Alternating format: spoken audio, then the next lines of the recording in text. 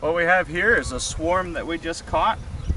The bees were all in a ball on this here post, and what we did is we just took a box that has some frames and some comb down in it, and we set it underneath and then shook all the bees off the post down into the box. So we have a whole colony here, and in the midst of there somewhere we have the queen. I saw her a little bit ago, and so the bees are all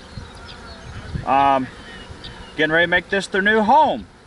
And so the queen here in just a few days, she'll start laying eggs in all this comb, and they'll start raising their new the new worker bees, and growing and gathering in nectar, getting ready for winter.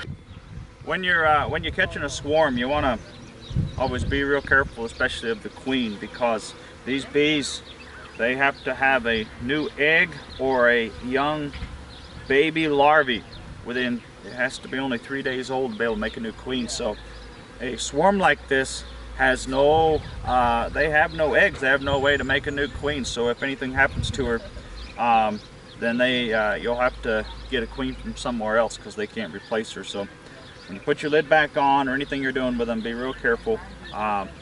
Make sure you don't accidentally smash her. If you want to be able to catch a swarm, you can put out what's called a swarm trap, which would be a box similar to this, or you can go up to about twice this size with what's considered an 8 frame or a 10 frame deep.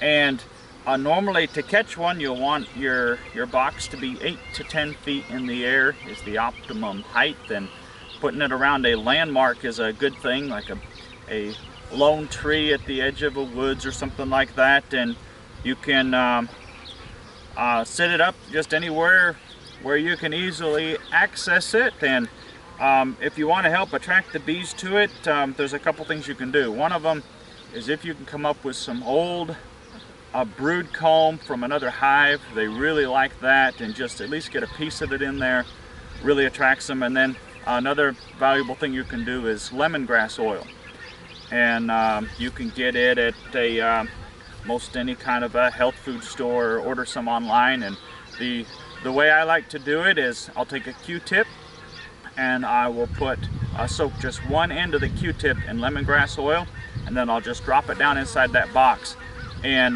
that'll sit in there, and it will emit that aroma for the bees, and they really like that lemony smell. So just make sure you get lemongrass oil, and works really good. But if the bees decide they like it, they'll move in, and if they don't, they won't. But the other thing you can do is always look for swarms just like this one, just where they're hanging on in a tree or hanging on a fence post, and then go and shake them off into your box. But either way, it's a lot of fun. They're normally very docile when they're a swarm. They have no hive to protect and no honey stores to protect, so usually they're not bad about stinging.